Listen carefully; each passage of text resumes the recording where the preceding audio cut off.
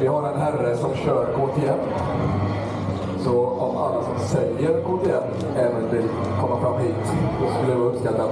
Det är den minsta feedbacken vi kan få. Ja, jag tror jag känner de flesta här. Gör det?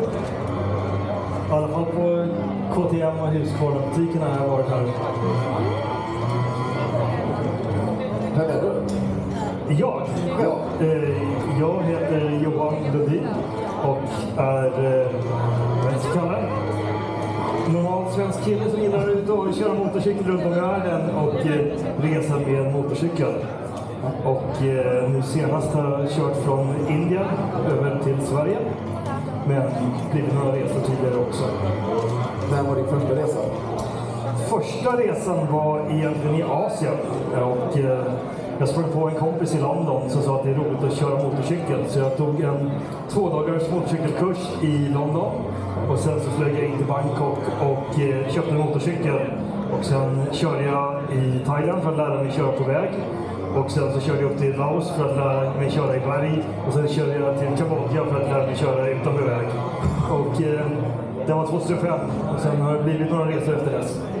Det känns som att du inte gick en MC-kurs på den här körhojen. Nej, det blev inte grundkursen, nej.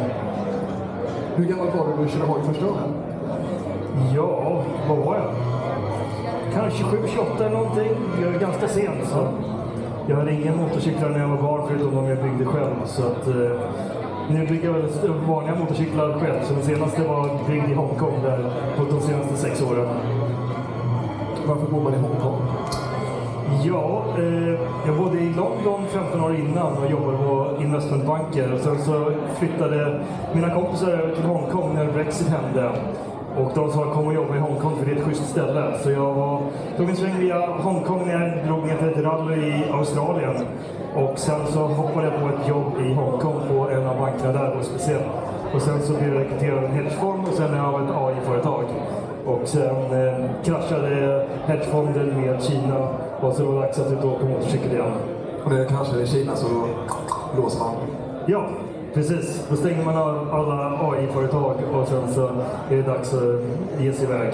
För de som inte vet här, om jag säger AI och Kina, vilken nivå och landar vi någonstans? Så artificiell intelligens är vad man använder för att göra så att säga handelsstrategier på hedgefonder som en liten investmentbank där folk som har mycket pengar och är äventyrliga med sina pengar går och stoppar sina pengar för att få mer utväxling men också större risk att saker går fel.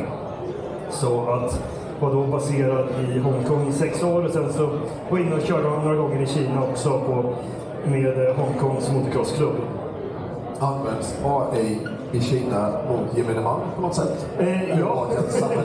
Ja, så de som vill veta lite mer om resan senast kan komma ner i slutändan av lokalen här och ta en titt på kartan. Så att vi körde igenom Kina en bit genom Kashgar där uigurerna bor och där är det är ganska mycket övervakning så var 500 meter är det en kamera som tar bild av en och med blixt så man ser att man blir tagen bild.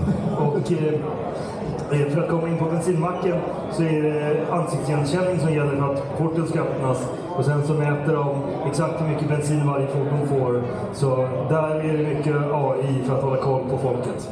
Vad händer ifall man går över ett övergångsställe, typ när det är rödgubbe till exempel, eller liknande brott? Ja, det är ju så att är man utlänning så måste man ha en guide med sig. Och då så är det guiden som är ansvarig för att man inte gör fel. Men Kina har sitt eget system för att hålla reda på sin egen befolkning. Så det kan ju vara lite känsligt att